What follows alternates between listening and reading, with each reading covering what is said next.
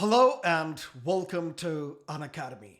Rajya Sabha MP Mr. Raghav Chadha is proposing right to recall. Should it be implemented in India? Yes or no? What are the arguments in favor? What are the arguments against?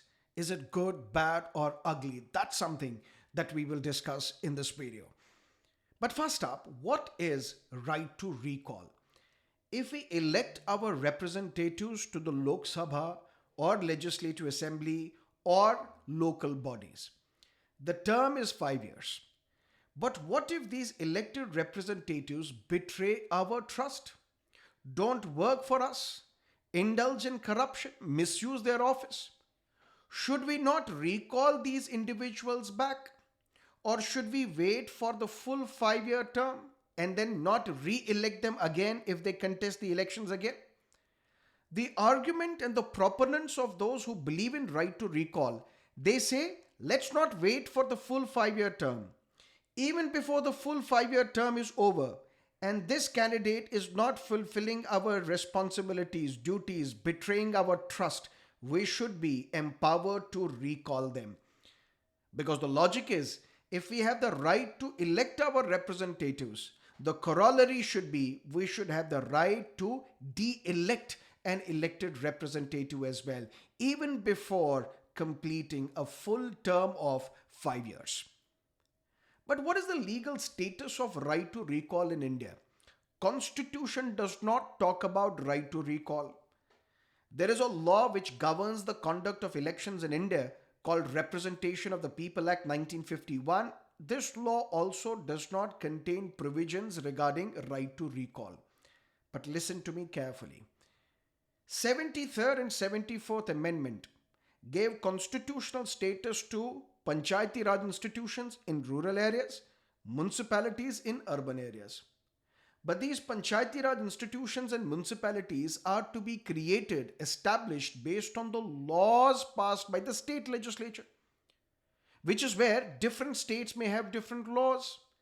That is why there are some states where there is a law which talks about right to recall for these elected representatives at the panchayat and municipality level. Which are these states? States such as Madhya Pradesh, Chhattisgarh, Bihar, Jharkhand, Maharashtra, UP, so on and so forth.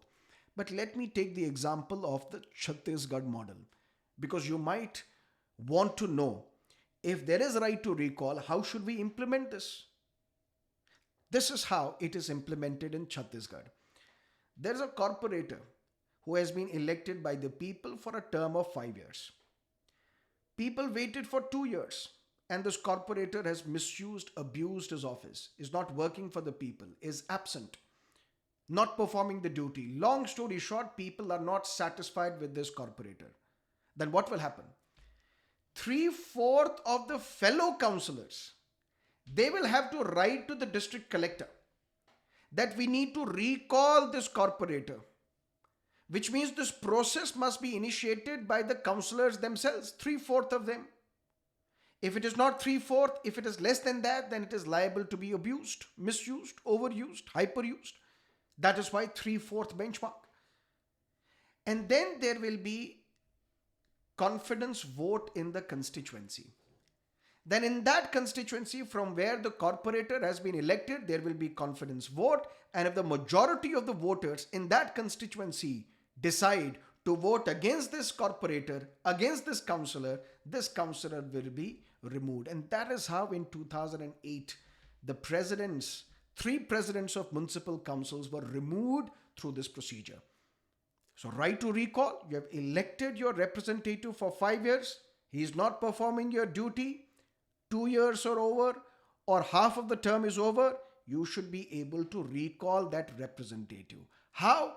Process may vary, but module is this, principle is this, underlying agreement is this: right to recall, empowering the voters to elect and de-elect. What are the arguments in favor? For example, in 2004 Lok Sabha elections, Mr. Govinda, Bollywood superstar, now in the news, he contested elections from a constituency in Mumbai on the ticket given by the Congress party, and he won the election. But then in that election, the prime ministerial candidate of the Congress was Shrimati Sonia Gandhi. But then she decided that I will not become the prime minister. I will listen to my Man Ki Atma, and Dr. Manmohan Singh is my candidate for the prime ministership. Congress MPs wept, collapsed. And the MP who wept the most was Mr. Govinda. Madam, we need you, the country needs you. So he was weeping a lot, crying a lot. But Mr. Govinda, once he became the MP of the Lok Sabha, he was sworn in. After that, he was not seen in the Lok Sabha. At least for crying, you should have come to Lok Sabha, but he didn't. Shouldn't such individuals, once they are elected, be recalled? That's the argument in favor. Mr. Sunny Deol, successful movies such as Gadar 2, movies such as Border 2, he was given a ticket by the BJP to contest elections from a constituency in Punjab in 2019.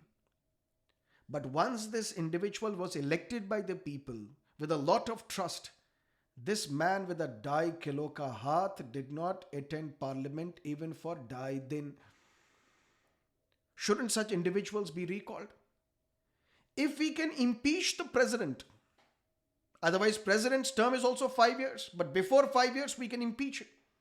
If the judges can be removed, if the governments face no confidence motions, why is it that citizens do not have the right, are not empowered to recall their elected representatives?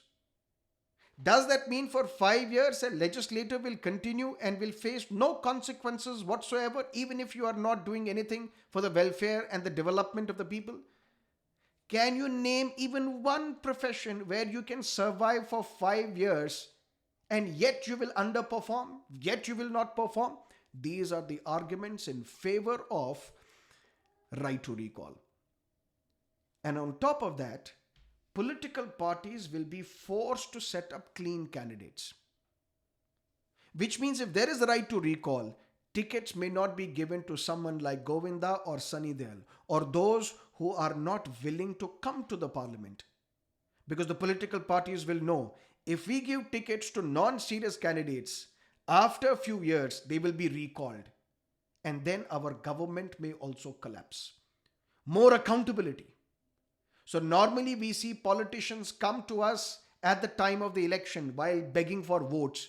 But now we will see them regularly because they are accountable to us even before they complete your full term.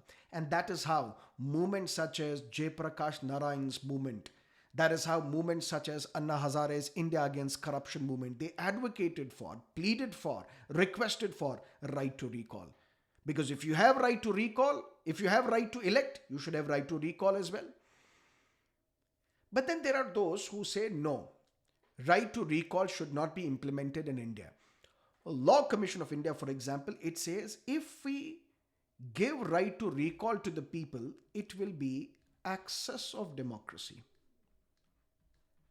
Why access of democracy? Because there will be chaos.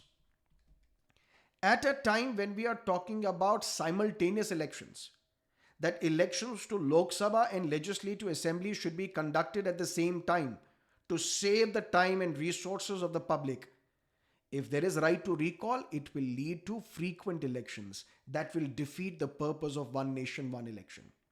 It will lead to instability. The government, the party in power, will not focus on governance, will only focus on how to keep our flock together. Because if there is a right to recall campaign in a constituency, we will lose our majority. And in that case, will we focus on governance or will we focus on retaining our majority? Plus, there are some projects. For example, I am a representative of your constituency.